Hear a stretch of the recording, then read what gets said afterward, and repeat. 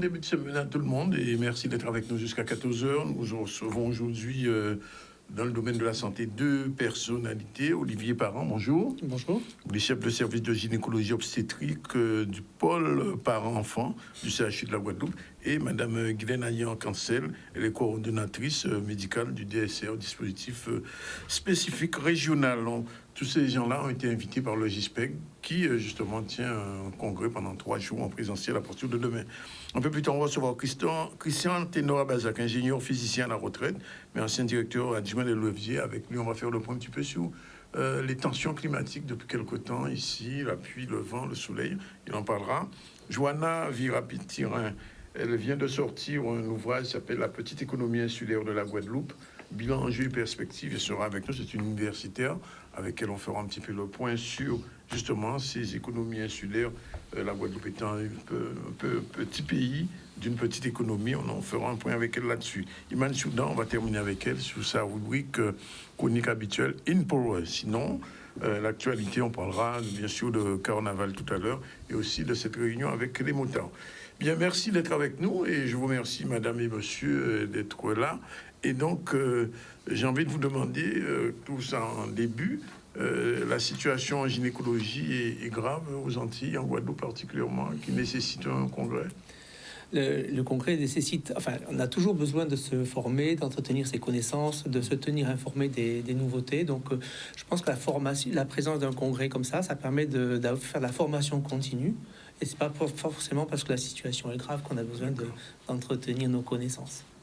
Alors, il va y avoir plusieurs, j'ai envie de dire, rencontres, plusieurs réunions et de formations. Qu'est-ce qui va être dit aujourd'hui aux médecins qui seront à ces formations, Madame Cancel?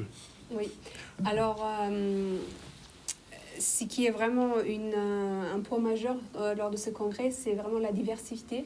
Oui. Il y a vraiment des sujets qui concernent les Antilles, la Guadeloupe et aussi la Martinique. Oui. Des pathologies qu'on retrouve souvent ici qui vont être traitées. Donc, ça va être à la fois l'obstétrique et à la fois la gynécologie. Donc, on couvre vraiment la spécialité. En gynécologie, ce qu'on retrouve souvent en Guadeloupe, ce sont les fibromes, par exemple. Oui. On va traiter ce sujet qui intéresse beaucoup des gens, donc des professionnels de santé qui sont face à cette pathologie dans leur quotidien, et dans l'obstétrique aussi, des pathologies qu'on retrouve souvent ici. Donc, oui. Ce sont vraiment les points forts. Mais est-ce que dans ces domaines-là, gynécologie, obstétrique, il y a quand même des progrès depuis quelques années? Parce que c'est vrai que, bon, si on remonte à très longtemps, les accouchements se faisaient un petit peu... j'ai pas envie de dire à la sauvette, mais enfin, difficilement avec les sages-femmes. Est-ce que ça a beaucoup changé depuis? Ah oui, la spécialité évolue beaucoup. Alors, à la fois dans le domaine de l'obstétrique, c'est-à-dire des accouchements, et dans le domaine de la gynécologie. Oui. Pour l'obstétrique, il y a eu beaucoup d'avancées ces dernières années sur la surveillance du bébé, sur les pratiques, la responsabilité des pratiques, sur l'homogénéisation des prises en charge, sur la gestion de la douleur, l'accompagnement de la patiente. Oui. On a beaucoup progressé sur la prise en charge du nouveau-né aussi, mais c'est un domaine plutôt pédiatrique. Oui, oui. Et en gynécologie, que ce soit dans le domaine de l'endométriose, de l'infertilité, de la contraception, on a des nouveautés de tous les jours. Oui. Et ça va être dit pendant le congrès? Exactement. Comme le disait Madame Cancel, on va avoir des thématiques diverses et des points un peu précis sur la contraception, sur l'endométriose, sur la stérilité, sur les fibromes, oui. Sur l'IVG. Donc des sujets qui vont intéresser à nul doute les professionnels de santé du territoire. Parce que depuis quelque temps, on a remarqué que l'endométriose progressait. Exactement. Alors ça progresse, ou en tout cas, on s'y intéresse. Ici, je parle ici. On s'y intéresse plus, et oui. on la dépiste et on la traite. Oui. Je suis pas sûr que la maladie soit plus fréquente, mais en tout cas, elle est reconnue beaucoup mieux, elle est mieux diagnostiquée, mieux prise en charge, et on en parle plus. Oui, oui, c'est vrai que il y a même ici une association qui s'occupe particulièrement de cette maladie. Et donc, au niveau des femmes, souvent, bon, l'accouchement est un lieu de douleur. Je sais que dans la médecine française, la douleur n'est pas toujours soignée, alors qu'aujourd'hui, ça commence à changer, à évoluer. Ça a bien évolué. Si on regarde les 20 dernières années, avec l'arrivée de la péridurale, par exemple, c'est vraiment un confort qui a été ajouté à l'accouchement. On ne peut pas dire que l'accouchement n'est pas douloureux. Ça n'est pas douloureux. ça resterait toujours douloureux. Quand même. Donc on ne peut pas dire on va couper complètement les douleurs, mais il y a un soulagement qui est remarquable. Donc il y a quand même des avancées, comme il a dit le professeur. Parce qu'il y a autre chose aussi, c'est en fait beaucoup, ça c'est un autre domaine, beaucoup d'enfants naissaient avant terme. J'ai envie de dire que le sauvetage n'était pas toujours évident. Est-ce que les moyens aujourd'hui modernes, le progrès de la médecine, de la gynécologie, particulièrement de l'obstétrique, permettent de sauver des enfants qui naissent par exemple à 7 mois? Ah oui, on a fait beaucoup de progrès dans la prise en charge du nouveau-né. Il y a des progrès à la fois dans l'organisation des soins, avec le développement du réseau périnatal, faire en sorte que les dames accouchent au bon endroit, et puis des progrès aussi sur les thérapeutiques et la prise en charge pédiatrique. Il y a eu beaucoup de progrès en réanimation pédiatrique. Il y a des nouveaux médicaments qui permettent d'améliorer la fonction respiratoire du bébé. Et donc, globalement, le pronostic des grands prématurés a progressé, s'est amélioré. La prématurité est liée, elle y sera toujours. On aura toujours des enfants prématurés, mais ce qu'on essaie de pas soigner en amont, je veux dire. Alors, on essaie de la prévenir, d'empêcher, de diminuer la prématurité, mais on n'arrivera jamais à arrêter complètement les accouchements prématurés. Et puis, par contre, là où on essaie de progresser, c'est dans la prise en charge de ces patientes, pour donner le plus de chances possible au bébé. Alors, il y a une personne qui, en sachant que j'allais vous recevoir, qui m'a posé la question, je vous la pose. Est-ce qu'il y a une limite pour la création de bébé pour une femme? Parce qu'autrefois, c'était, on disait au-delà de 40 ans, c'est compliqué, etc. Alors aujourd'hui, est-ce que l'âge a un petit peu reculé? Alors, l'âge de la maternité a reculé. Ça, c'est sûr. Que dans toute la France, que ce soit dans l'Hexagone ou dans les DOM, l'âge de la maternité, surtout la première grossesse, a reculé. De combien d'années à peu près? En moyenne, alors c'est difficile parce que les moyennes, c'est pas très représentatif. Ça a reculé de quelques années en moyenne. Mais ce qu'on voit de plus en plus, c'est des patientes au-delà de 40 ans qui viennent d'accoucher. Au-delà de 40 ans, mais avant 50 ans quand même. Avant 50 ans en général. Oui. Mais on voit de plus en plus des grossesses très... On appelle en général les grossesses tardives, ou avant on appelait les grossesses tardives après 35 ans. Maintenant on dit c'est après 40 ans. Alors, après 40 ans, c'est nommé comme tardif. Ouais, quand même. Mais conseillé ou pas conseillé? Ah, il y a plus de complications. Alors après, quand c'est un projet parental, familial, on suit. Nous, on est là pour accompagner les femmes. Ouais. Mais il faut savoir qu'au-delà de 40 ans, effectivement, c'est ce qu'on appelle, nous, les grossesses tardives. Oui. On a plus de complications quand même. Donc, on est habitué à les gérer. Ça veut dire qu'une femme qui a un enfant après 40 ans, c'est la femme qui a des risques ou l'enfant? Alors, c'est... Vas-y. Il y a pour le deux en fait. La femme qui a sa première grossesse après 40 ans, elle peut avoir plus de risques de faire par exemple une prééclampsie ou un diabète, ou aussi c'est le risque de la trisomie 21. On sait que ça augmente avec l'avancement de l'âge maternel, et dans ce cas-là c'est un risque pour le bébé, donc c'est à la fois pour la maman et pour le bébé. Donc c'est pas conseillé. Mais comme il a dit le professeur Parent, si c'est un projet de famille, parce que des fois, il y a des choses qu'on ne peut pas choisir. À quel moment, des fois, un bébé arrive et des fois, on ne peut pas toujours tout prévoir. Oui. Donc, alors, autre chose, sur la question de l'IVG, là aussi, c'est que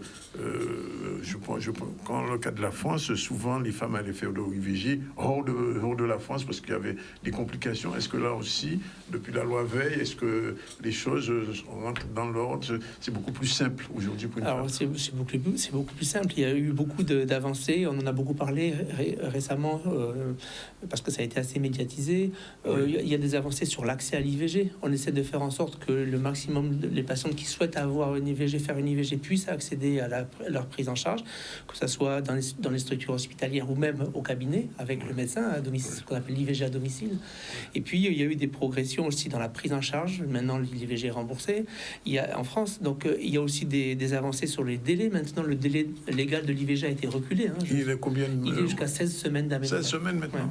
Ouais. Ça est passé de 12 à 14 et puis maintenant 16 semaines. Donc il y a quand même une tendance à essayer de faire en sorte que les les patientes qui soient dans une situation comme ça de détresse puissent être prises en charge dans les meilleures conditions possibles, sans devoir, comme on le voyait effectivement il y a quelques années, partir à l'étranger dans des conditions à la fois financières et ici, c'était même pas à l'étranger, c'était fait de façon un petit peu artisanale. Oui, sauvage, comme on dit. Et ce qu'on cherche à éviter. Les conséquences étaient souvent graves pour les femmes.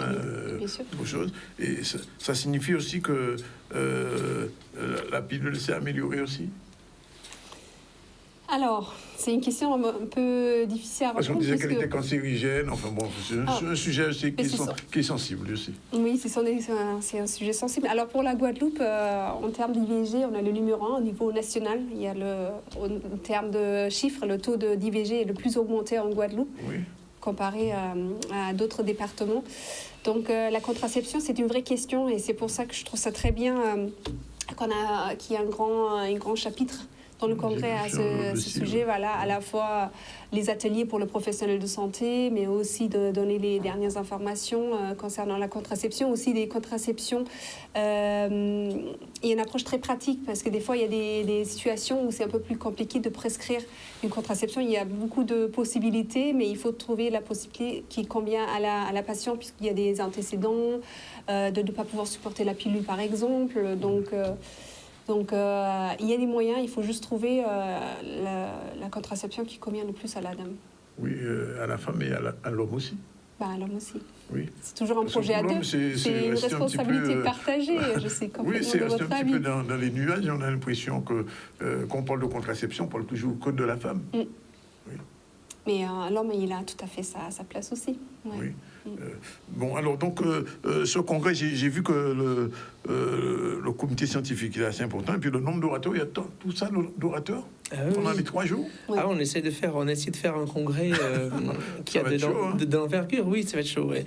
Donc, on essaie de faire un congrès. On voudrait, enfin, mon objectif en créant ce congrès, c'est d'arriver à faire vraiment une formation de qualité qui balaye la gynécologie obstétrique, enfin, de la santé de la femme, ouvert aux professionnels de santé, que ce soit médecins, généralistes, gynécologues, aux sages-femmes, de manière à avoir une formation de qualité en Guadeloupe avec des experts nationaux. Il y a à la fois des orateurs de nos départements et des orateurs qui viennent de l'Hexagone pour arriver à avoir une formation sur place de qualité sans avoir besoin de s'exporter pour aller écouter la bonne parole. C'est l'inverse qui se fait. Oui.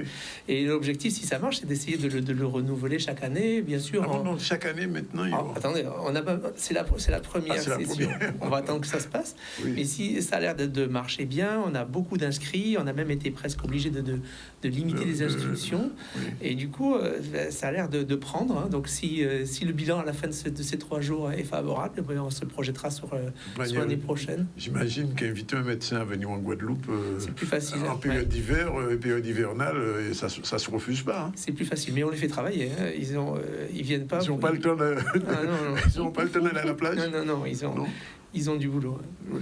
Mais et ce type de congrès, quand même, ça parle quand même, j'ai envie de dire, d'une situation, d'une problématique quand même dans le pays, parce que bon, on parle de problème d'obstétrique, de gynécologie, mais le problème de la pédiatrie, le suivi chez les enfants, est-ce que c'est abordé dans ce collègue? Dans cette session, non, pas trop. C'est la première édition, donc on a essayé de faire des thèmes de gynécologie obstétrique. Oui. Effectivement, la remarque que vous faites, elle m'a déjà été faite.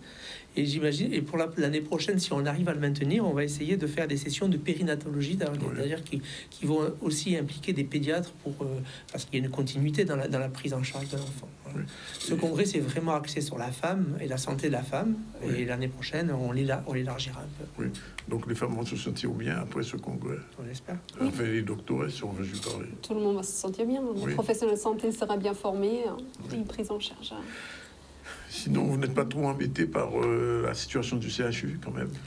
Alors c'est toujours c'est pas très facile la situation au CHU de Guadeloupe, mais pour l'instant dans le fonctionnement du pôle parent-enfant ça marche pas trop mal. Ça marche pas trop mal. Puisque bon, au niveau, enfin, vous le savez aussi bien que moi, récemment il y a eu on a beaucoup parlé des médecins, des médecins libéraux bien sûr, qui sont pas en service hospitalier, et la situation ne semble pas être toujours très favorable pour les médecins en ce moment. Alors, tout dépend. Sur le plan hospitalier, ça marche bien.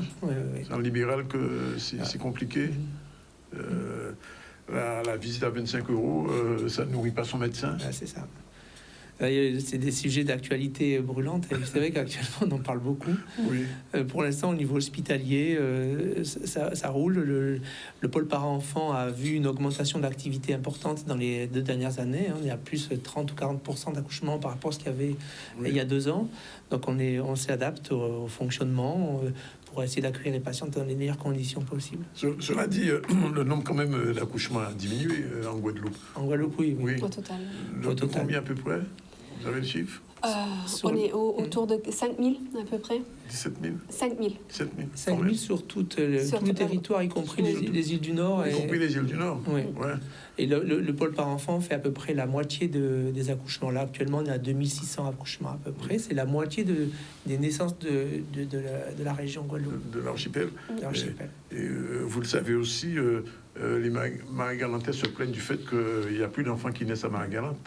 Alors c'est très compliqué ce problème-là des petites maternités, c'est-à-dire qu'on a pour arriver à faire fonctionner une maternité de manière sécuritaire, il faut du monde, il faut des obstétriciens, il faut des anesthésistes, et c'est vrai que ça devient difficile maintenant vu la pénurie des personnels soignants national, c'est pas propre à la Guadeloupe d'arriver à en dehors même des suspendus, vous voulez dire? En dehors même des suspendus.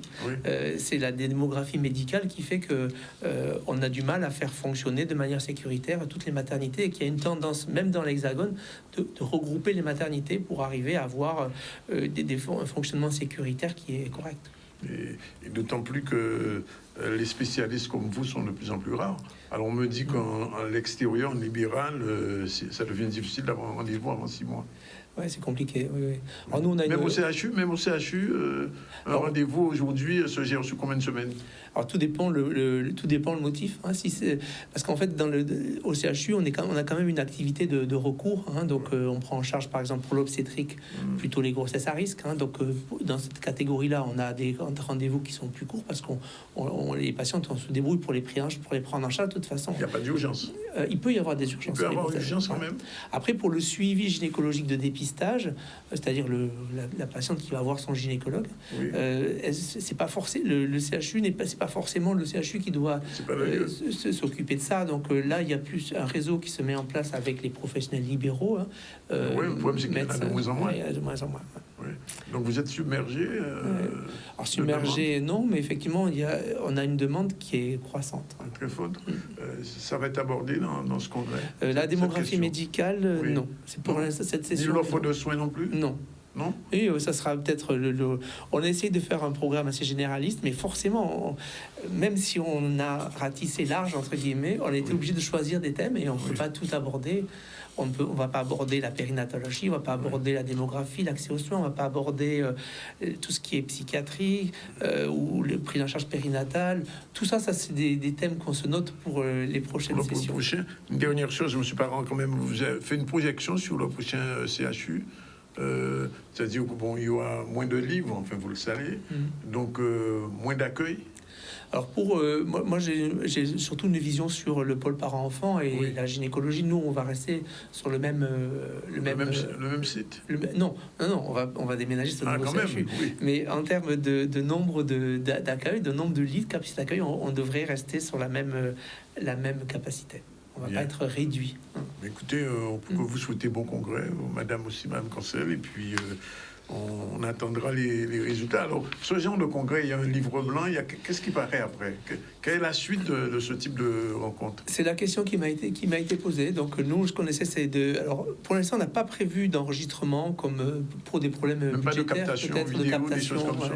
Il y aura 1 ou 2 sessions qui va être captées, mais sinon, on n'a pas prévu ça. Mais c'est peut-être l'année prochaine, si les budgets le permettent. Parce qu'il y a aussi un problème matériel de base. Là. Après, est-ce qu'on n'a pas prévu de brochure, mais certains m'ont demandé s'il y avait y avoir un résumé. Pourquoi pas ce serait nécessaire, je pense. Éditer un résumé des interventions. Ça va être très riche. Il y a 9 sessions plénières, il y a 3 symposiums, il y a 9 ou 10 ateliers, il y a une journée sage-femme en parallèle. Vous pouvez laisser des écrits quand même. Ouais, ça vaut le. Ou même c'est vrai que ça donne envie.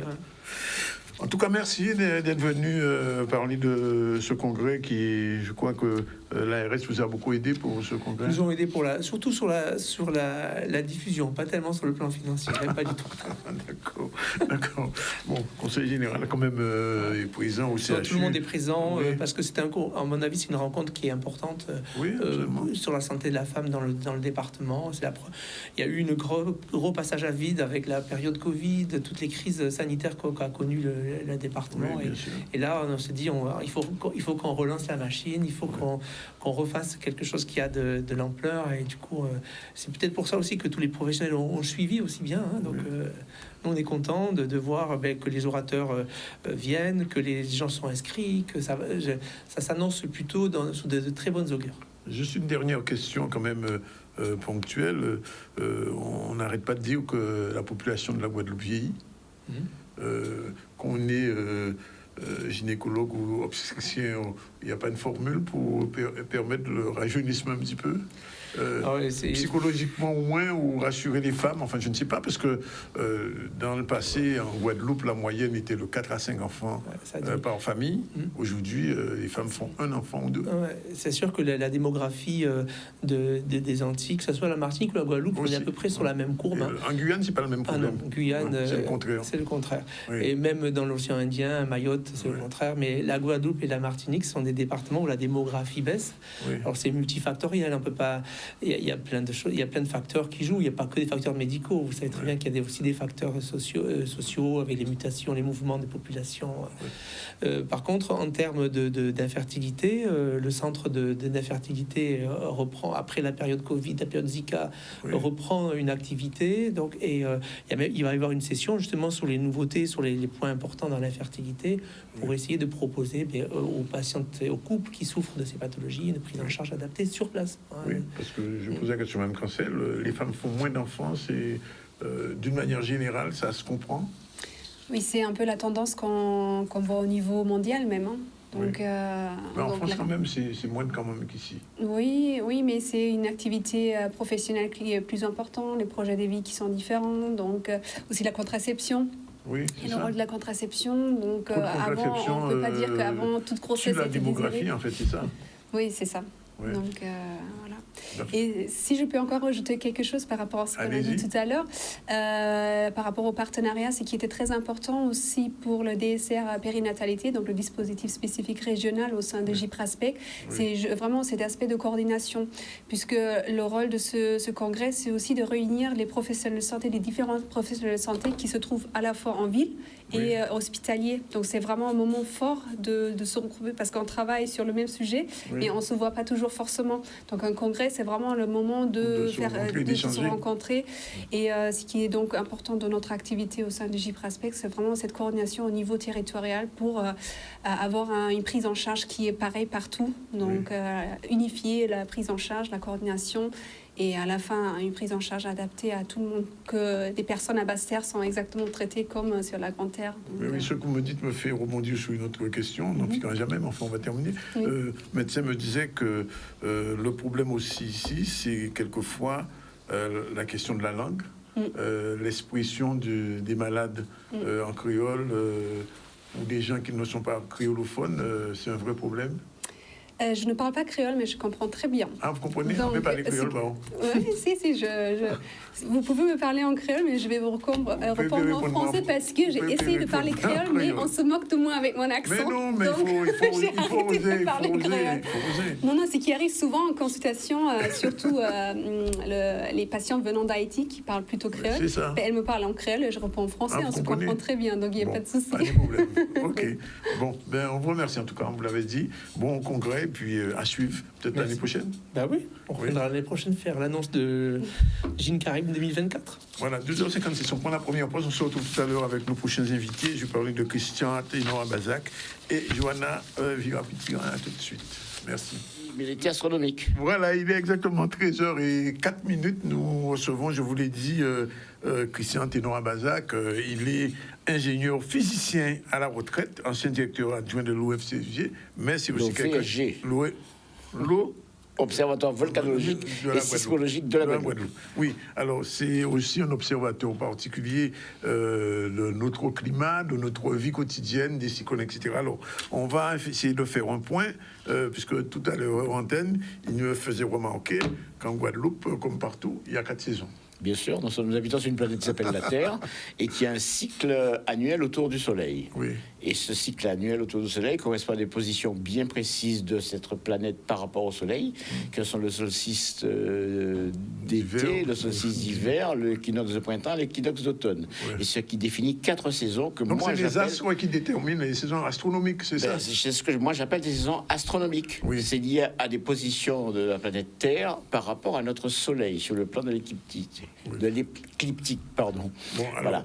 Prenons un cas, ici on a quand même 2 saisons. En fait. Alors, il ne faut pas confondre des saisons astronomiques qui régissent la Terre, la planète dans son ensemble, y compris la Guadeloupe, et des saisons culturelles. Oui.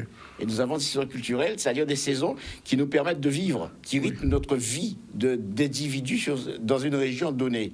C'est ça que j'appelle les raisons culturelles, les saisons culturelles. Donc nous avons ici 2 saisons culturelles qui sont l'hivernage et le carême. Alors, l'hivernage, c'est quelle date, à quelle période? L'hivernage, c'est la saison des pluies. Oui. Donc c'est la période de cyclone, quoi. Globalement, c'est juin à novembre. Oui. Ça n'a rien avec l'hiver. Parce que traditionnellement, on pensait que... non, vous, t'es qu'à penser ça. Et moi, en Cadio, que les anciens appelaient ça l'hivernage, c'est saison cyclonique. C'est saison humide, c'est l'année de l'eau, la pluie a tombé. Donc c'est à partir... Donc à part ni mois de décembre, ni mois de novembre particulièrement. À part problème de température, ça n'a rien à voir avec l'hivernage, l'hiver des pays tempérés. L'hivernage n'a pas l'hiver. L'hivernage n'a pas l'hiver. L'hivernage, sauf que quand ça l'hivernage ou l'hibernage, c'est parce qu'il y a, à une époque, nous t'es qu'à naviguer à la voile. Ouais. Les bateaux, le trafic se faisait à la voile. Et nous sommes dans une saison, dans une région, il y a des cyclones tropicaux. D'accord. Et il y a une période où les cyclones tropicaux, c'est pas compatible avec la marine à voile. Oui. D'accord. Donc à un moment donné, il y a un édit du roi de France qui régissait donc les Antilles françaises, qui régissait la circulation des navires et qui les obligeait à aller se mettre en hibernage, en hibernation, de se mettre à l'abri dans des criques données, dans des anses protégées naturellement pour passer la saison cyclonique. Par exemple. Comme lance à la barre, comme la baie de Fort-de-France, comme paquet de côté en Guadeloupe. Il y a d'autres côtés comme ça, par exemple, pas songer. Mais donc, c'est les bateaux qui allaient se mettre à l'abri pendant la saison mauvais temps, donc des cyclones et tout ça. Donc, ça correspond à notre saison humide, ça correspond à notre saison cyclonique. D'accord. Voilà, donc hivernage, ça correspond globalement à l'été de l'hémisphère nord. Mais ça n'a rien à voir avec l'hiver de l'hémisphère nord. D'accord. C'est un problème de culture. Le carême, ça correspond à la saison sèche, qui est globalement à peu près équivalente au carême religieux. C'est un thème religieux, ça correspond au carême religieux, c'est pour ça que ce nom-là est resté. Et ça correspond à la saison sèche. Donc on a 2 saisons culturelles ici en Guadeloupe qui rythment notre vie. Parce que pendant le carême, on a certains fruits ou on n'a pas certains fruits, on a certains poissons ou pas certains poissons. C'est ça qui rythme notre vie de tous les jours. Alors que les saisons astronomiques, ici en Guadeloupe, on s'en fiche complètement. Alors qu'en Europe, les saisons astronomiques rythment la vie culturelle des gens aussi en Europe. Donc c'est aussi leur saison culturelle. Donc il faut faire attention à ne pas s'être assimilé n'importe comment. Tout à fait. Parce que nous assimilés en l'eau. Oui, nous assimilés là. Ah, ben oui, complètement. Et nous bagaille vite. Alors, pourquoi on fait une vidéo aussi? C'est pour nous parler de Fiona, ça qui arrive. C'est-à-dire, ça tenait au-dessus pendant le monde que Rivière des Pères, où on prend place à y. Ah bon? Rivière des Pères, c'est Rivière des Pères, hein, son côté. C'est quoi qu'il y a des paysages là, c'est quoi qu'il y a des terrains là, sans zone allusionnaire, sans zone sédimentaire, liée à la présence à la rivière des Pères, hein, présence sociale en est là. Et là, quand on regarde Fiona, il a dit c'est un phénomène séculaire. Premièrement, il y a un bitin qu'il faut, un phénomène séculaire, après un bitin arrivé 1 fois par siècle. Un phénomène séculaire, c'est un bitin qui nie une chance sur 100 de se produire chaque année. D'accord, une chance sur 100 de se produire chaque année, un phénomène séculaire. Un phénomène décennal, centenal, c'est une chance sur 100 de se produire chaque année. Décennal, c'est une chance sur 10 de se produire chaque année. C'est sa définition, ça me dit. Oui. D'accord? Donc, Fiona, quand on regarde Fiona, et on regarde son bitin exceptionnel, c'est pas vrai. Puisque là, on regarde l'histoire, on remontait simplement à 1949. Nous fêtons 50-51. 1949, dès l'année avant naissance en nous, le 20 septembre 1949, il y a eu 8 morts à Basse-Terre par un phénomène onde tropicale qui chaillait pont Bernus, qui bousculait pont Kéroua, centre-ville Basset, pour assis rivière aux Zèbres. Et c'est évité qui fait 8 morts et il n'a pas trouvé ces cadavres-là. Donc, pourquoi regarder ça, ça dans l'histoire. Oui, ouais. Bon, mais après, donc, l'épisode du 20 septembre 1949, Oui. mais est-ce que vous avez songé cyclone Elena 1963? Oui. Mais cyclone Elena, il faut passer dans tout à la côte sous le vent. Il chaillait quasi, ça y est, l'auto, enfin, l'auto, pas de gagner l'auto, au moins ça, mais il chaillait en paquet habitant de l'eau, mais, et moi aussi. En 1963.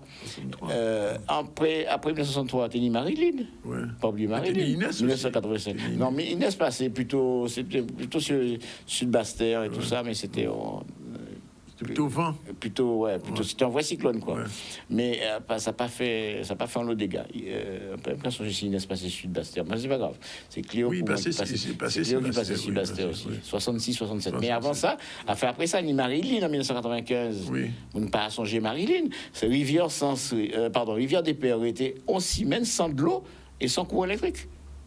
Pas oublier ça. Ça fait assuré quand même, 1995. Et puis, Fiona. Donc, 4 épisodes en 70 années. Donc, pratiquement, son bité exceptionnel. Donc, et nous pouvons remonter dans le temps encore. Donc, c'est pour ça qu'il faut nous faire attention. Nous, qui avons fait bêtise avec la Nati, et nous, qui surpris la Nati, qui a dit, maman, qui a fait en moi, et de vous autres. Donc, Rivière des Pères, il reprend TV, il reprend Plaçaille. Rivière des Pères, là, il y a lycée là. Ouais. C'est de l'eau là, il était capacé là. Là, il y a toute zone artisanale là, zone industrielle là, c'est de l'eau était capacé là. Bout à piste à terrain d'aviation Baïf, c'est de l'eau était là. C'est zone alluvionnaire, sédimentaire. C'est con la ZAC de l'Aiguille à Goyave. Oui aussi. C'est zone alluvionnaire à la petite rivière à Goyave. Et le cas des quatre là, on a bien vu que son espèce de bitin, on sol instable, en espèce de marécage comblé. Il fait Bonancy à l'époque, et National t'es capacé là avant, en cas songer, puisque l'antépitié t'es capacé si pont Bélé là, qui était pont métallique là, qui chez Pati avec gros pont, nouveau pont là. C'est tout ça, ces zones anciennes, ces zones, faut pas mettre case là. Ou alors c'est quoi mettre case là, faut pas en l'eau précaution. Et nous pas fait ça. Donc résultat, nous pas payé. Et c'est ça le problème là. À pas la Nati qui a changé. C'est nous qui nous exposé nous à dans bas la Nati. Nous qui avons une bonne de l'eau, nous qui avons construit une bonne de l'eau. Et ça n'a pas été qu'à fait avant. Mais non, mais les écologistes qui disent comme ça que les changements climatiques a fait de plus en plus. Mais le changement climatique dit bon dos, ni changement climatique, effectivement, enfin, changement climatique. Moi, je préférais dire réchauffement climatique. Parce que, effectivement, la température a augmenté et de l'eau a monté. Mais là, on va mettre tout phénomène à changement climatique, c'est qu'on va déresponsabiliser, si ça on fait. Et c'est pas normal. Nous responsables de ça, nous fait. Et avant, pas tenions le monde, nous dans les années 50, au début du siècle, nous étions 2 milliards d'habitants sur la planète. Ouais. À présent, on a 8 milliards. Eh bien, forcément, il y a plus de monde qui a pris à d'autres habitants. Là, il n'y a pas de construit. Des couloirs d'avalanche pour l'Europe, ou bien des zones inondables, etc.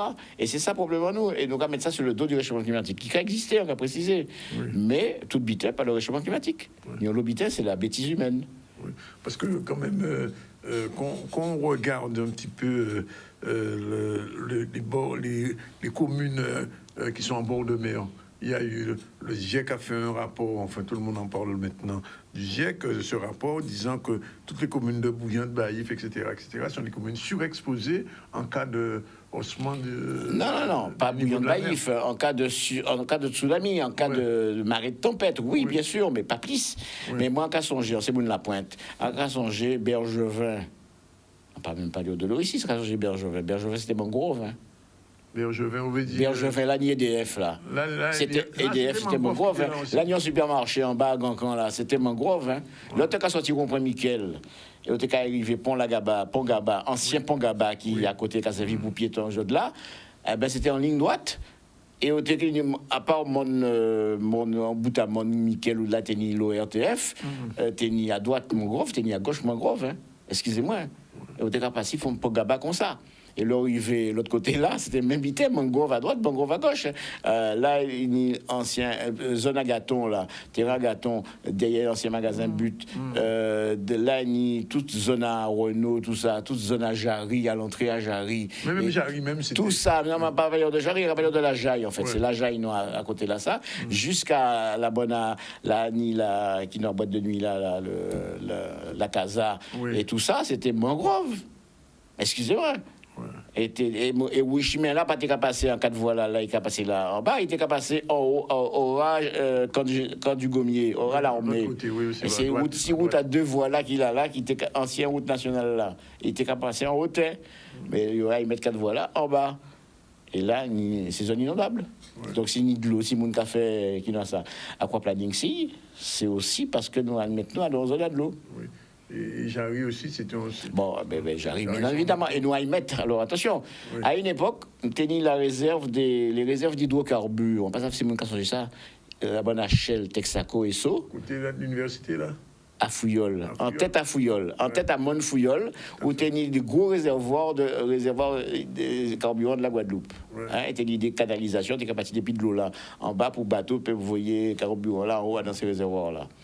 Eh bien, en cas songer des réunions de café en temps carnaval événement à Adeline, et sous-préfet de TK dit nous, ça va disparaître de là parce qu'en cas d'incident, Pointe-à-Pitre est menacé.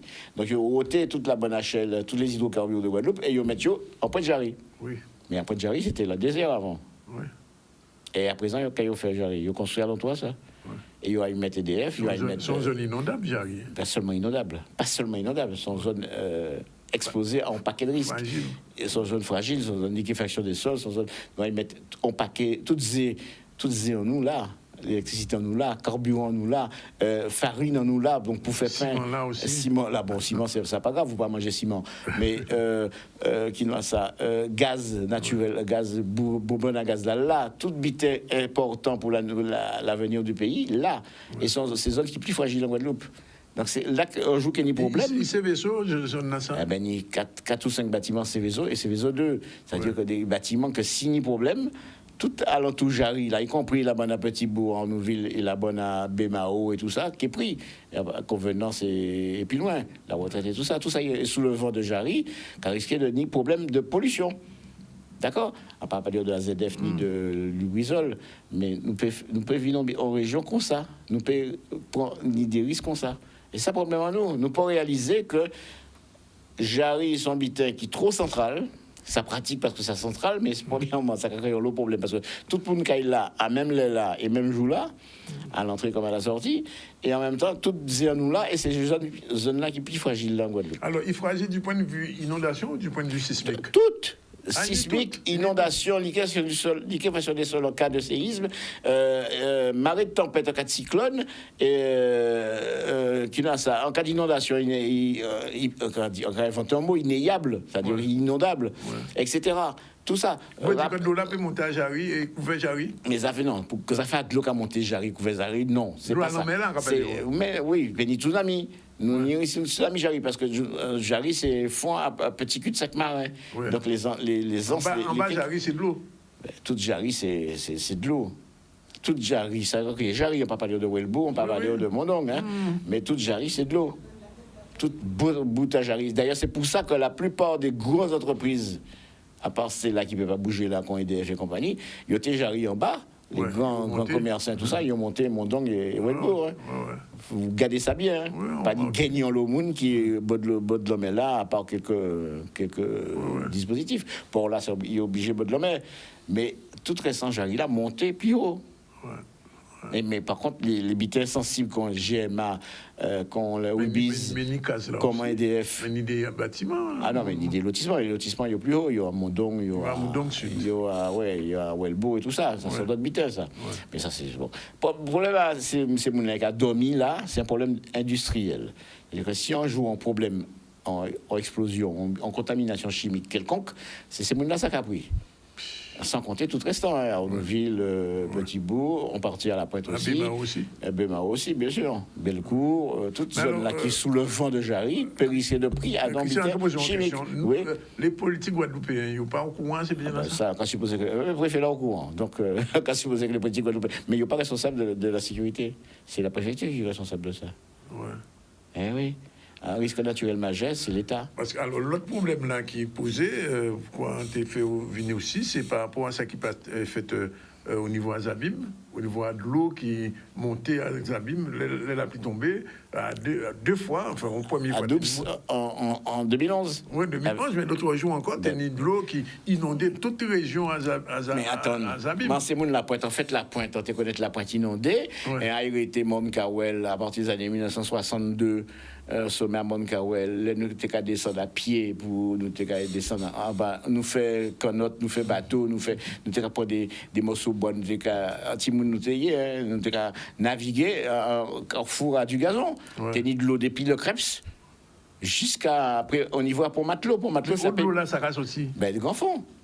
Ni des côtés, de l'eau, la pluie, à les grands fonds qui a sorti pour aller en mer, c'est canal de retour au Amordalo, et c'est la pointe. Zabim et la pointe.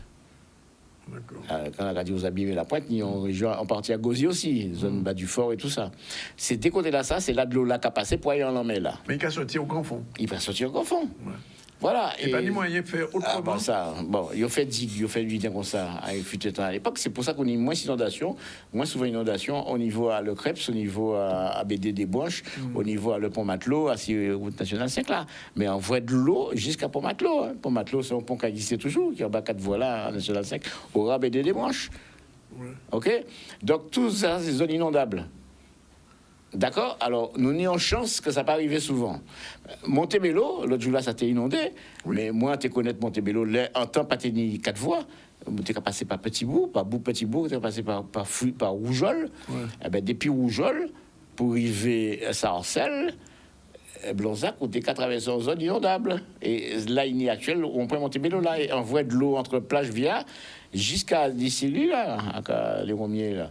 D'ici Montebello. On voit de l'eau, on continue à de l'eau depuis le bas de l'homme là jusqu'à d'ici là. Ça, c'est bien qui j'ai fait. Et ça a refait encore ces jours passés là. Mais oui, justement. Alors, Cap Excellence commence à créer la relocalisation. C'est-à-dire que toutes ces cases-là qu'il y a dans ces zones-là, il faut commencer petit à petit, ôter là. Ils ont pharmacie. Pourquoi? Parce que Pointe-à-Pitre même menacé. Évidemment, ils ont construit l'Oricis, ils ont construit Bergevin. Quand rappelez-vous, c'était de l'eau.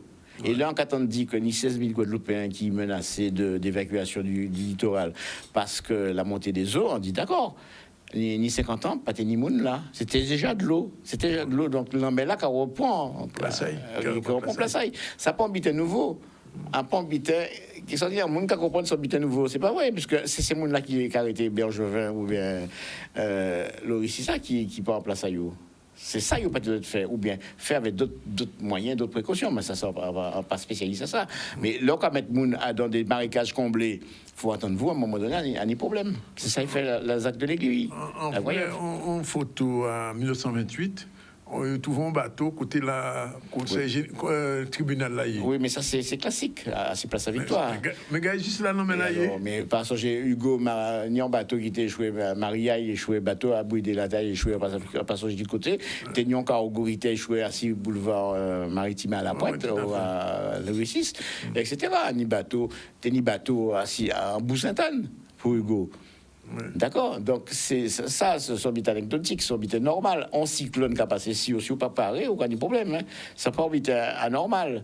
Après, un problème de réchauffement climatique. Donc, c'est toujours des cyclones. Cyclone toujours fait dans la région. Nous, les Christophe Colomb découvert l'Amérique, il découvrait cyclones tropicaux. Crier ça cyclone tropicaux, hein. Pas crier ça cyclone simplement, parce que ça pas même bité. Cyclone tropicaux, oui. Alors, cyclone tropical, c'est cyclone tropical. On va commander aux précisions là. Mais oui, il y a un problème de vocabulaire. Cyclone et ouragan. Non. Ouragan, c'est bien qu'en fait en région, nous, mais ouragan, c'est en catégorie à cyclone tropical. Alors, non générique là, c'est cyclone tropical. C'est globalement non à région, nous, hein, Atlantique Nord et zone Caraïbe, c'est non à générique à tout phénomène cyclonique en nous. Et cyclone tropical, composé en 3 catégories.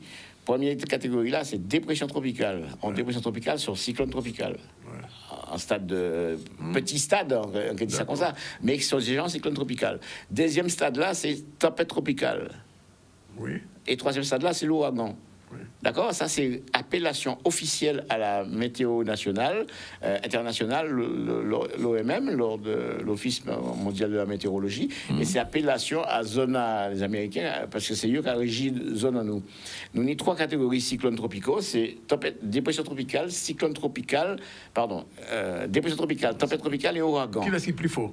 Ah ben ça caille en passant. Dépression tropicale la plus faible et ouragan la plus fort. Mais en mi-temps, Hugo, c'est un ouragan, classe 4. Assis la Guadeloupe. Mais en Cadio, c'est non générique. C'est quand on voit l'automobile. Dans l'automobile, ni tracteur, ni véhicule léger, ni camion, etc. Tout ça qui a roulé automobile. C'est non générique là. Mais dans l'automobile là, ni véhicule léger, ni véhicule lourd, ni poids lourd, etc. Ben c'est ça, c'est point comme ça. Après, dépression tropicale, c'est un premier stade de cyclone tropical. Tempête tropicale, c'est le deuxième stade. Et ouragan, c'est le stade terminal. Puis il faut là, avec diverses classes après. OK? Donc c'est ça. Il faut faire attention à la terminologie là, parce qu'en cas des gens qui disent, ben, c'est une tempête, c'est pas un ouragan. Mais c'est une tempête, c'est pas un cyclone. On a dit, mais ça veut dire rien. Parce qu'on a démobilisé moun avec ça. Parce qu'une tempête, c'est dangereux. Hein. Les 5 morts de Doups en 2011, c'était un phénomène de front qu'on nous dit ces jours-là, ça après avait la pluie et l'orage. Mais c'est tout. Hein. Et ça calcule moins aussi. Hein. Onde tropicale calcule moins aussi. L'onde tropicale, c'est le berceau des cyclones tropicaux. Et ça arrive jusqu'aux États-Unis, c'est même typologie-là. On voit ça qui arrive là. On s'y connaît passé ici en général. Il y a la force de Coriolis qui a fait planète la tourner, c'est lui-même. Et depuis on y habitait qu'à partir de l'est et qu'arrivait à l'ouest, il a dévié vers le nord pour l'émissaire en nous. Donc tout cyclone qui sortit d'Afrique, et même ça il sortit de Barbade, il y a d'est en ouest et il y a ni tendance à tourner vers le nord et ni ça a monté aux États-Unis, au Canada et ça a ouvert en Europe. En Islande ou en Grande-Bretagne ou même en France. Mais attention, ces phénomènes-là, ça a changé l'attitude du rivière dans une zone tempérée, il a changé caractéristiques physiques. On ne peut pas créer ça encore cyclone tropical. D'accord. C'est pour ça que quand on fait attention au cyclone tropical, c'est pas un cyclone. Parce qu'en temps de mots, hier, pour aller en sens, hier, on entend à Sion Radio Français qu'on va dire que ni vent à 140 km. Mais ouais, mais ça, c'est des tempêtes. C'est des tempêtes, c'est pas des tempêtes tropicales. C'est des tempêtes. Mais c'est des tempêtes de pays tempérés. Alors, en physique, on ça des tempêtes à cœur froid. Oui. Et nous, les tempêtes tropicales. Mais non, mais ça, c'est des vents à rafales. Ouais. Faut arrêter les rafales. Les rafales, ça va avoir des gros chiffres. Et ça va faire des scoops. Mais c'est pas ça. Nous ne pas fonctionner en scoop. Nous, on fait physique. Donc, on cyclone, même si on est des 20-50 km/h, ça ne veut pas dire que le vent moyen là, il part à 90. D'accord. Et 90 km. Là, c'est 140, mais ouais, c'est des rafales. Et dans terminologie à cyclone tropicaux, nous, normalement, ça basé à des vents moyens. Ça pas basé à 6 rafales. Il faut faire attention. Donc, on donne un chiffre, il faut savoir à qui ça correspond. Moi, pas ça. C'est ça la météo. La météo, des fois, pas faute à eux, mais dans la confusion, dans la terminologie, il faut faire attention parce que quand il y a du monde en erreur, et là, quand on a 20 140 km/h, il y a qui vont. Si on vent qui a duré 11 secondes ou 5 secondes, ça n'a pas même bité là, que si on vent qui a duré 1 minute. C'est un problème d'énergie, en fait. Oui, tout à voilà. fait. Et planète là, si on a besoin d'insister pour dire ça, planète là vivant. La planète Terre, il vivant, il y a des échanges d'énergie entre les pôles nord et sud et l'équateur, et ça va par exemple des tempêtes tropicales ou des cyclones tropicaux ou des cyclones tout court. En cyclone, c'est en zone de mauvais temps. En anticyclone, c'est en zone de beau temps. Oui. C'est sa définition là.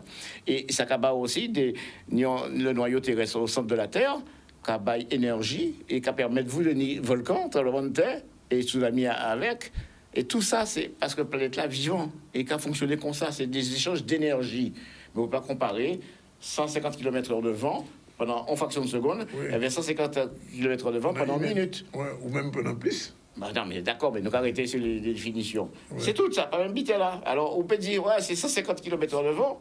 Ah oui, mais ça, mon là, 45 a dit, ouais, c'est exceptionnel. Mais c'est pas vrai, parce que c'est en fraction de seconde. Et ça pas dit rien. Ouais. On comprend? Donc c'est pour ça, on reste gourmet.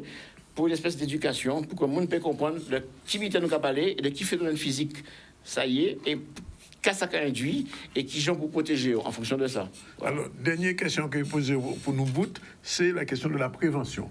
Ah ben oui, mais c'est notre pays à prévention. Hein. faut nous faire prévention tout le temps. Hein. Nous, on a fait prévention, attachez vos ceintures en voiture, ne buvez pas d'alcool au volant, etc. C'est de la prévention, ça. Oui. Et pour qui nous pas fait pour les risques naturels majeurs.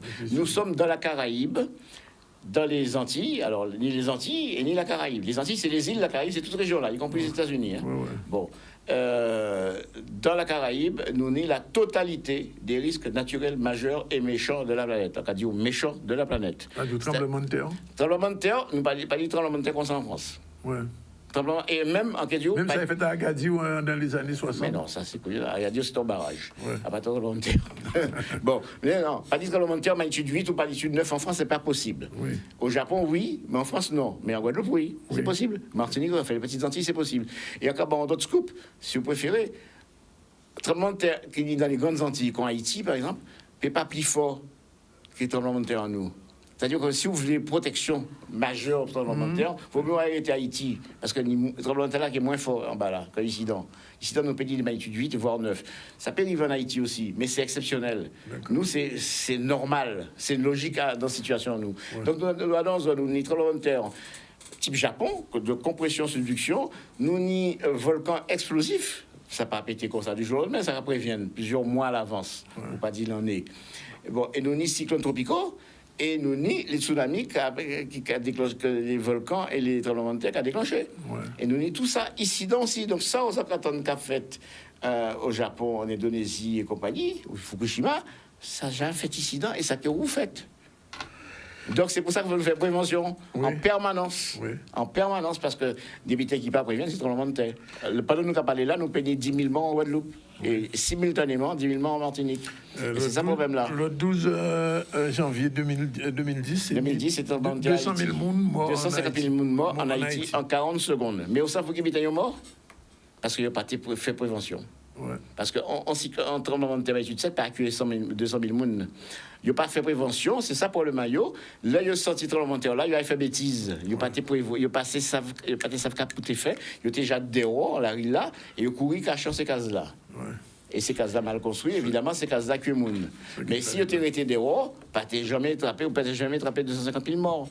Ou peut-être au millier de morts au maximum.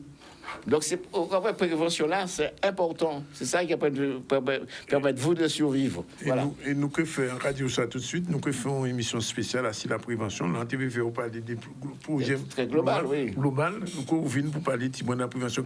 C'est fondamental. Merci David et de toute explication pour moi. Et on peut pas oublier une question assez rythme hivernage et les saisons astronomiques et les saisons culturelles. À ne pas confondre. Voilà. Merci. 13h32, deuxième pause. Johanna Vira-Petit-Rhin tout à l'heure et Iman Soudan pour terminer. À tout de suite. Voilà, il est exactement 13h36. On va terminer avec deux femmes. Johanna Vira-Petit-Rhin, bonjour. Bonjour. Elle est l'autrice de cet ouvrage, La petite économie insulaire de la Guadeloupe, bilan, enjeux et perspectives, ouvrage universitaire, parce qu'elle est même universitaire, enseignant-chercheur à l'IUT de la Guadeloupe, Université des Antilles, docteur en sciences de gestion, de management, de recherche, porte principalement sur le style de management dans les cultures post-coloniales. On va en parler dans un instant. Et puis on a aussi avec nous Iman Choudan qui revient. Bonjour Iman. Bonjour Danick, bonjour. Bonne année. Bah oui, bonne année. Première fois qu'on te revoit depuis le début de l'année. Ah bah oui. J'avais disparu des écrans. Ah non, pas du tout. Ou des radars. Si on ne me voit pas, c'est que je suis en train de travailler. D'accord. Et je travaille sur moi, je travaille sur plein de projets. Donc, on parlera de quoi tout à l'heure? On va parler de stratégie, mais personnelle du coup. Stratégie personnelle, d'accord. Bien, alors, on commence avec vous, Madame Vira-Petit-Rhin, la petite économie insulaire. Alors, ce sont des îles, en général, on parle de petite économie insulaire pour des pays comme la Guadeloupe, pratiquement toute la Caraïbe, sauf les grandes îles comme Cuba, Saint-Domingue et Porto Rico. Alors, pourquoi on parle d'économie insulaire? Alors, pourquoi on parle d'économie insulaire? Les petites économies insulaires se répartissent aussi bien dans la Caraïbe que dans l'océan Pacifique, aussi la Réunion, l'océan Indien, l'océan Indien. Et donc, on parle de petites économies insulaires caractérisées par un certain nombre de vulnérabilités. D'accord? D'ailleurs, la taille. D'ailleurs, la taille. Oui. Mais pas que la petite taille, il y a aussi de l'isolement. L'isolement par rapport à une métropole, un pays développé, d'au moins 100 km. On parle de petite économie insulaire lorsqu'on est aussi isolé par rapport aux matières premières, Elles sont caractérisées par des vulnérabilités, j'allais dire. Il faut être aussi une île insulaire, il faut être aussi une île. Oui, il faut être parce une que île. Monaco, l'économie de Monaco, le Monaco, il peut peut-être que la Mais Basse-Terre. ils ne sont pas éloignés de 100 km. Oui, c'est ça, ils sont proches. Voilà. Il n'y a pas que Monaco. Alors, quelles sont les caractéristiques de ces petites économies insulaires en dehors de la taille, de l'éloignement? Qu'est-ce qui fait que ces pays-là, est-ce que je sais pas, je pose la question en lisant votre livre, j'ai eu le sentiment que ces petites économies insulaires n'avaient pas de chance de se développer réellement. Alors non. Ou alors j'ai mal lu. Les petites économies insulaires sont caractérisées par des vulnérabilités. Des Oui. vulnérabilités, on va dire, naturelles, comme le disait mon prédécesseur tout à l'heure. Oui, bien sûr. L'érosion climatique, des vulnérabilités au niveau des cataclysmes aussi, Oui. d'accord? Donc il y a des vulnérabilités aussi économiques. Les petites économies insulaires sont soumises aux chocs exogènes externes. Hein. Oui. Bien entendu, si le prix des transports aériens vient à augmenter en Guadeloupe, forcément, C'est le cas. les prix, C'est le cas. les prix des matières premières et Augmente aussi. Suivre de la certains courbe. produits et services privés et publics suivront cette courbe proportionnellement. Ensuite, il y a des vulnérabilités sociales que vous connaissez et sur lesquelles je ne vais pas m'étendre, mais ce sont ces trois principales vulnérabilités qui caractérisent les petites économies insulaires. Voilà.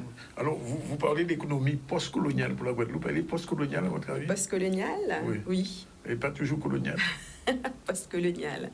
Oui. Postcoloniale. Parce que je ne vois pas la différence entre la situation coloniale de 1600, des années du XVIIe siècle aujourd'hui, sauf que il y a des progrès économiques, mais des progrès d'une manière générale, sociaux, mais les décisions sont prises toujours à l'extérieur.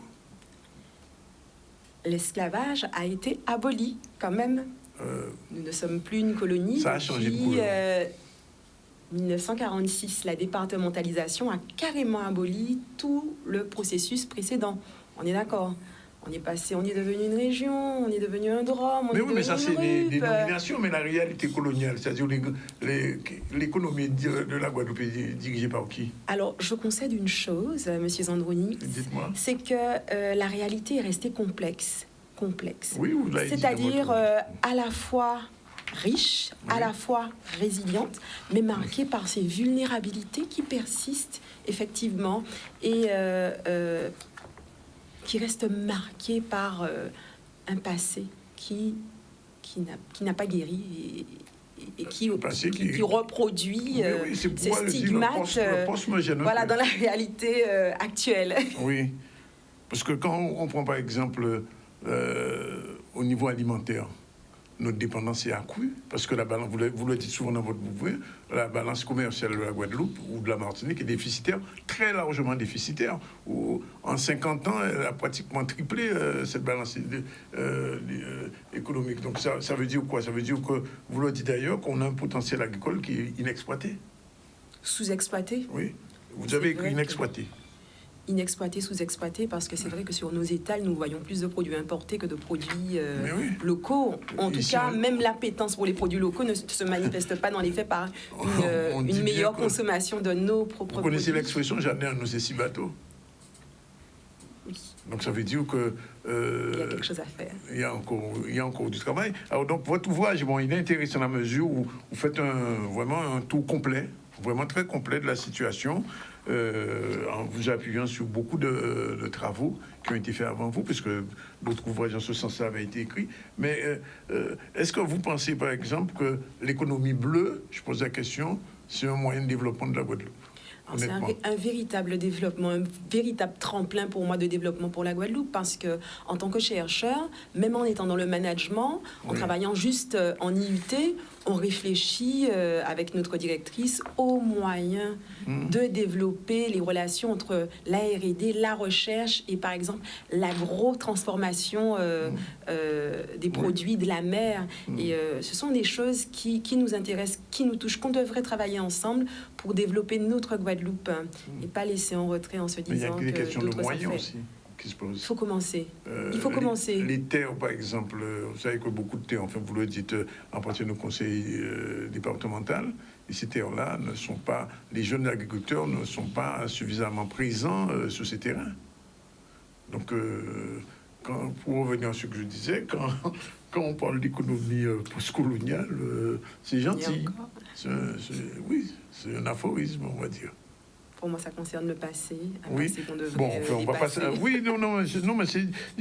Et de plus, vous dites que le cadre institutionnel, il dope l'économie, puisque vous savez, par exemple, le RSA, le nombre de personnes qui touchent le RSA ici.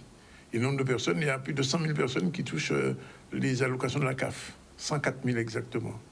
C'est une population qui avoisine les 300 000, un tiers. Oui. Donc, comment développer une économie en tenant compte de ces paramètres? Alors, c'est vrai qu'on est sur un seuil de pauvreté d'environ 33-34%, c'est bien ça. Oui. Le principal problème, c'est que la parité du pouvoir d'achat ne permet pas forcément à tous les Guadeloupéens d'accéder aux produits de première nécessité. Mais oui. D'accord ? On parle de ceux qui sont dans la nécessité, qui n'ont pas ces moyens, mais même les personnes qui travaillent aujourd'hui peinent à accéder de la même façon aux produits de première nécessité. Oui. Qu'est-ce qu'il faudrait faire pour cela ?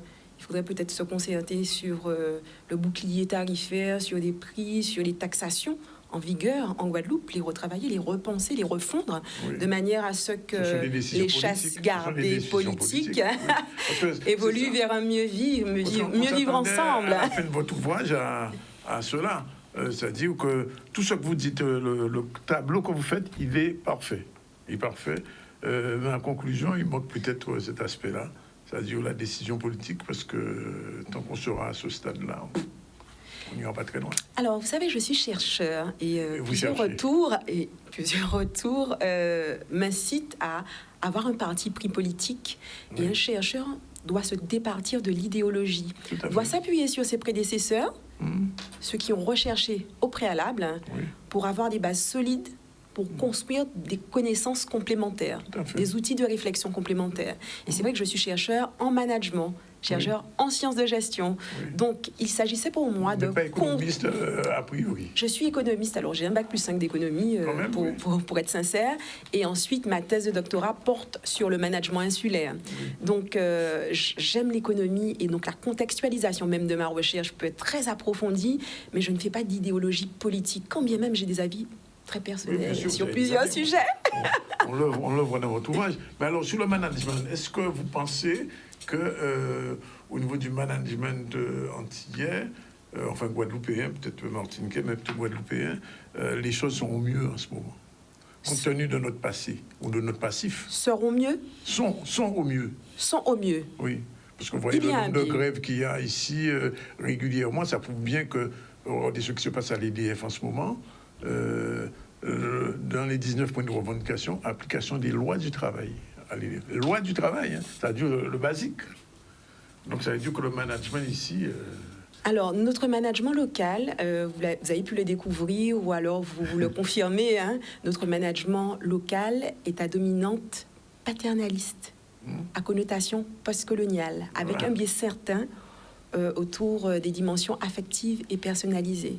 Oui. Qui biaise non seulement le respect du droit du travail, oui, le respect des réglementations en matière de réglementation de rémunération, oui, tout à fait. Qui biaise les avantages en nature reçus par les salariés, qui biaise la manière de concevoir la gestion professionnelle des emplois et des compétences, qui biaise la manière de percevoir la formation. Donc, j'ai envie de dire que le fait d'en prendre conscience, de découvrir cette réalité aujourd'hui qui a été démontrée, en tout cas j'y participe, oui, et je continue à œuvrer en ce sens, ça peut permettre de prendre connaissance, prendre du recul pour mieux faire ensemble. Mais mieux faire ensemble, c'est quoi? C'est déjà apprendre à se connaître. Oui. C'est déjà l'aspect culturel, développer, voilà, beaucoup dans cet ouvrage, développer des mécanismes d'autoconscience pour déjà bien faire avec soi-même pour mieux faire au sein de son entreprise et avec ses collaborateurs et avec les autres. Tout à fait. Voilà. Et l'aspect culturel est important. L'aspect culturel est très important pour moi. Connaître son pays, connaître l'âme de son pays. Connaître l'âme de son pays, savoir d'où on est, d'où on vient. On est des Guadeloupéens. Comme dit un coach, connaître son âme aussi. Connaître son âme. Ouais. Moi, on parlait avec elle justement tout à l'heure. Non, mais alors, je dis que c'est un ouvrage important, intéressant, qui fait un panorama complet de la situation économique du pays. Mais il faudra faire la suite, c'est-à-dire comment développer. C'est prévu. C'est prévu. Ah, c'est prévu. C'est la première étape. Ah, c'est la et première je étape. voulais que vous me le disiez. Voilà, Voilà, l'idée c'est de travailler encore et encore pour toujours mieux faire ensemble, pour toujours mieux collaborer ensemble, pour toujours mieux co-construire ce projet guadeloupéen et apprendre à mieux se connaître pour aller plus loin ensemble. C'est pas oui. vous dire. Je pense que c'est nécessaire. En tout cas, c'est un ouvrage qu'il faut lire, qu'il faut avoir pour bien comprendre la réalité de notre petit pays, notre petite économie insulaire. Et je note en passant quand même que la Barbade arrive à s'en sortir. La Barbade est indépendante. Oui, elle est indépendante. Oui. Elle est indépendante. La Dominique aussi. La Dominique aussi. Sainte-Lucie aussi, Saint-Vincent aussi. Voilà, Ouais, il faut partie des 12 du Commonwealth. Et c'est vrai que dans cette forme d'indépendance, il y a une forme de dynamisme économique et insulaire créé dans ces pays que j'adore. Et d'ailleurs, ma recherche se poursuit dans ces pays anglophones pour encore mieux découvrir les interstices et les opportunités de construire un projet caribéen ensemble. Bien. Voilà. On attend la suite. Oui, merci d'être avec venu. plaisir. Je rappelle Merci. donc la sortie de cet ouvrage, La petite économie insulaire de la Guadeloupe, bilan et enjeux et perspectives. C'est là on m'attend. Un livre facile à lire, avec beaucoup de... Alors, c'est pas le livre qui apparaît là, Grande Non, c'est pas le distribution livre, c'est pas il y a un alimentaire petit au Maroc. erreur, là, Oui. c'est un livre à lire et à comprendre, qui aide à comprendre un petit peu la réalité du pays. Et pas de signature prévue ces jours-ci? Ah oui, samedi, à l'IPA Marché, Carrefour d'Estrelande. Ouais, ça tombe bien. Et samedi 28, chez Cultura, entre 13 et 15 heures. Bien, ok. Voilà. C'est noté. À bientôt. Merci Monsieur Zandronis de m'avoir accueilli. Ben, c'est normal. Quand les gens font des choses intéressantes, il faut leur donner une fenêtre pour leur donner la possibilité de Merci s'exprimer. infiniment. On revient vers notre coach du lundi. Vous allez écouter ce qu'elle dit tout à l'heure sur... au niveau personnel, alors c'est quoi aujourd'hui Vu qu'on est au début d'année, on est dans cette dynamique d'évolution, on va parler de stratégie pour réussir son année. Qu'est-ce qu'on peut mettre en place comme personnellement pouvoir impacter après sur l'extérieur, l'environnement, son travail et être bien, mieux. Alors on écoute ça avec appétit. Les femmes qui sont... Alors, c'est pas uniquement pour les femmes, je dis toujours. Hein. C'est pour l'être humain.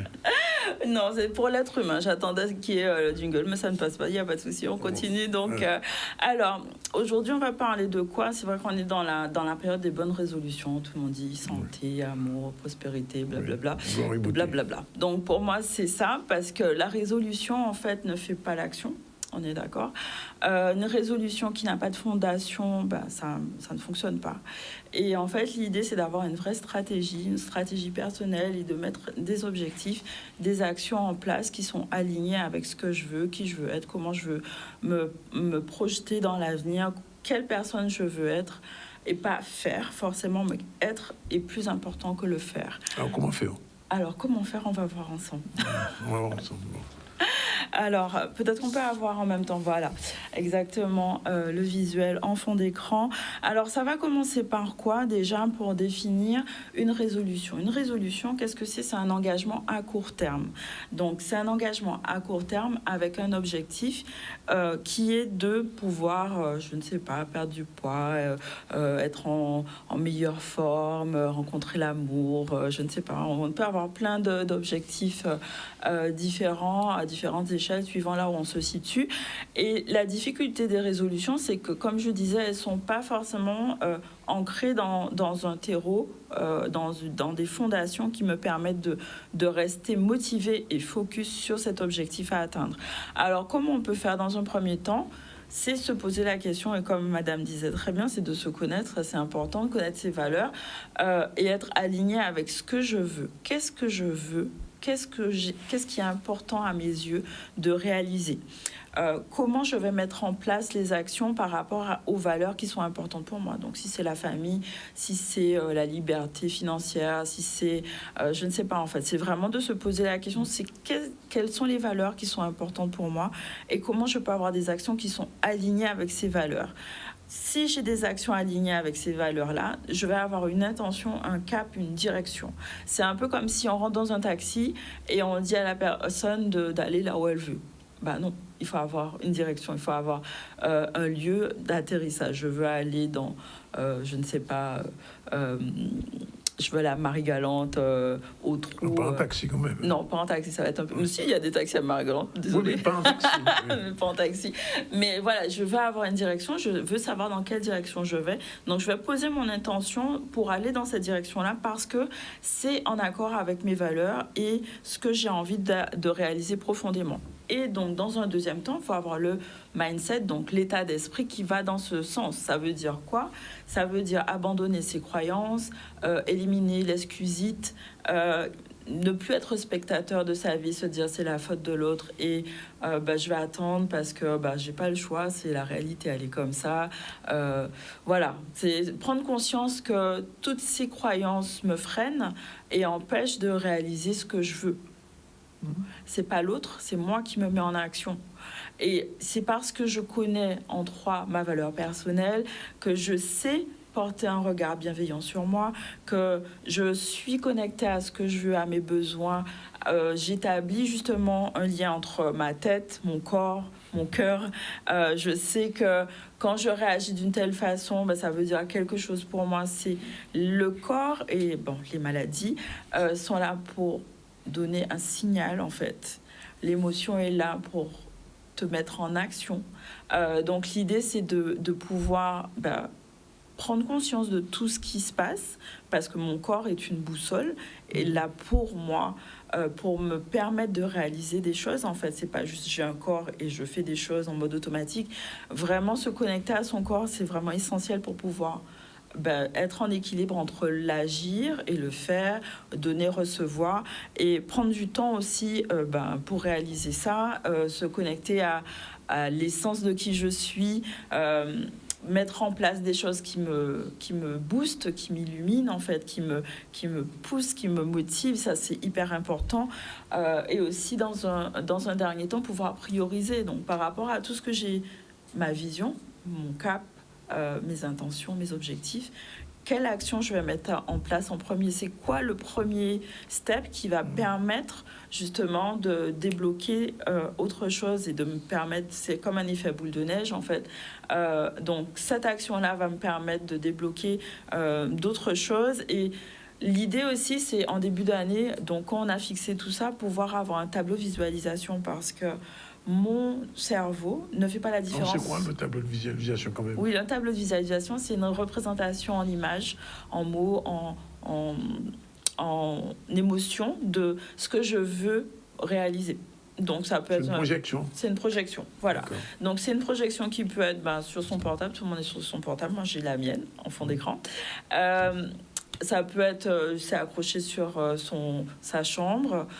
En fait, il faut que mon cerveau soit tout le temps connecté à ça. Et c'est pas que poser des images et dire, voilà, je veux être millionnaire. Ok, moi aussi, je veux être millionnaire. Mais c'est quoi les steps pour y arriver? Parce que ça veut rien dire pour moi actuellement d'être millionnaire, mais peut-être que c'est juste avoir 300 € de plus ou avoir 1 000 € de plus par mois. Enfin, voilà. Il faut que ça soit adapté à sa vie, en fait, à sa personne. C'est hyper important. Et aussi de connecter avec l'émotion qu'il y a derrière. Ça veut dire quoi pour moi, cet objectif? C'est pas juste une image qui me permet de... Ah ouais, quand je la regarde, ça a l'air cool, mais en fait, j'arrive pas à m'identifier. C'est moi dans la situation, comment je peux me sentir dans mon corps, qu'est-ce que ça fait en fait, qu'est-ce que ça me fait ressentir comme émotion, quelle sensation je vais avoir, dans quel état je vais me sentir, enfin voilà, de se projeter, est-ce que je suis seule, est-ce que je suis en famille, voilà. Un tableau de visualisation, il faut que ça soit vivant. Et aussi, ça peut débloquer parfois aussi certaines croyances. Ça veut dire que ça va révéler des peurs. La peur du manque, la peur de ne pas y arriver, la peur de... Voilà. Et l'idée, c'est de pouvoir les identifier, débloquer, déboulonner ces croyances-là. Alors, l'idée d'être accompagné, c'est intéressant. Alors, justement, je propose un atelier de vision board qui va être... Revenez un peu sur l'image. Qui va être là, cette semaine à partir du 20, donc sur 3 vendredis. 3 vendredis, pourquoi ? Parce que c'est partir de la connaissance de soi, de ses peurs, de ses croyances, pour pouvoir créer la réalité que je veux et vraiment l'incarner. Donc on va être sur 3 séances différentes parce qu'avec les outils que j'ai en main, c'est-à-dire le coaching, l'hypnose et la PNL, on va pouvoir... L'hypnose ou l'auto-hypnose ? Là, ça va être de l'hypnose guidée.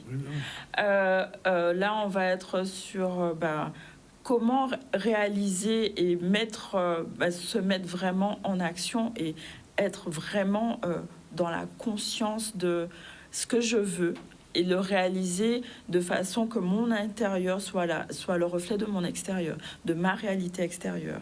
Donc, c'est pas que poser des images sur un tableau, c'est vraiment l'incarner dans sa réalité et dans sa vie. Donc c'est ce que je vais faire avec les personnes qui sont intéressées pour suivre ce parcours entre le 20 janvier, 27 et le 3 février. Donc on a 3 séances.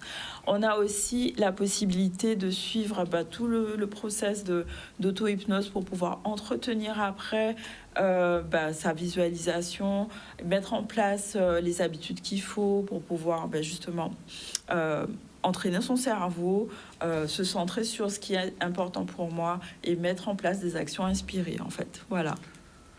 Donc, 2 types de rendez-vous. 2 rendez-vous. Oui. Donc, la Vision Board. Le 20, le 27 et le 3. Voilà. Vision Board, c'est 20 janvier, 27 et 3 février. Et l'atelier d'auto-hypnose, donc ça, c'est une rencontre par mois. Et donc, on met en place les exercices pour pouvoir apprendre à se faire du bien tout seul. 72 45 97, le téléphone. Voilà, exactement. C'est dit. Merci, Iman. Merci. On a le temps de voir la réunion des motards. On a le temps de voir la réunion des motards. C'est parti. Ce soir, je pense qu'on est venu voir plus un état des lieux, savoir qui dirige quoi, qui fait quoi, est-ce que c'est bien encadré, est-ce que tout se passe correctement, est-ce que les décisions sont prises par des gens qui sont vraiment concernés par la moto. L'objectif moteur de cette réunion, c'est afin de mettre la moto sur les rails, compte tenu au sein de la Ligue, il y a des tiraillements.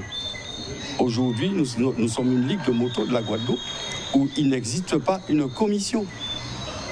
Nous avons quelqu'un qui dirige une ligue en solo. Il y a un vice-président, un deuxième vice-président. Il n'y a pas de réunion, il n'y a pas de PV de réunion et on fonctionne comme ça. Je suis le premier vice-président, mais il n'y a pas de clarté au sein de la Ligue puisque nous ne sommes pas au courant. Moi, personnellement, je ne suis pas au courant avec quelques membres qui sont plus ou moins de l'opposition à la Ligue. Nous, on n'est pas au courant du tout de ce qui se passe à la Ligue. Alors donc, on ne peut pas concevoir travailler avec des gens qui prennent des décisions, même des demandes de subventions, on ne se voit pas, le comité directeur ne se réunit pas, donc il faudrait que les choses changent, il faudrait que, voilà. La Ligue est faite pour pouvoir rassembler le motard. Et là maintenant, qu'est-ce que nous remarquons ? Nous remarquons que ce n'est pas fait du tout. Du tout. La Ligue n'est pas représentative du monde de la moto réelle en Guadeloupe. Donc aujourd'hui, j'ai réuni quelques présidents de clubs et quelques personnes qui sont intéressées à faire avancer la moto, que ce soit dans le monde des loisirs ou que ce soit dans le monde de la compétition. Nous arrivons à quelque chose, une espèce de délation où le président, je le dis, affiche certains présidents de clubs ou d'associations pour les discréditer, dont je suis la victime. Voilà. Donc maintenant, nous sommes en train de se réunir pour voir comment nous allons pouvoir arrêter cette hémorragie, parce que la moto doit avancer, on n'a pas de structure, mais aujourd'hui, tout le monde se plaît parce que nous ne sommes pas dirigés, la Ligue dit son structure. Il est temps que nous, Guadeloupéens, responsables, c'est un Guadeloupéen d'ailleurs, responsable qu'on puisse prendre la moto en charge. Il y a suffisamment de compétences en Guadeloupe pour faire avancer cette discipline d'une autre façon. Ouais, On n'est pas prêt d'en sortir, de mettre la moto sur. En tout cas, merci d'être avec nous jusqu'à 14h. Je rappelle qu'on a reçu en début du ZCL Olivier Parent et Guylaine Ayan-Cancel pour le colloque organisé par l'OGIP sur le problème de gynécologie et d'obstétrique, très important, pendant 3 jours à partir de demain.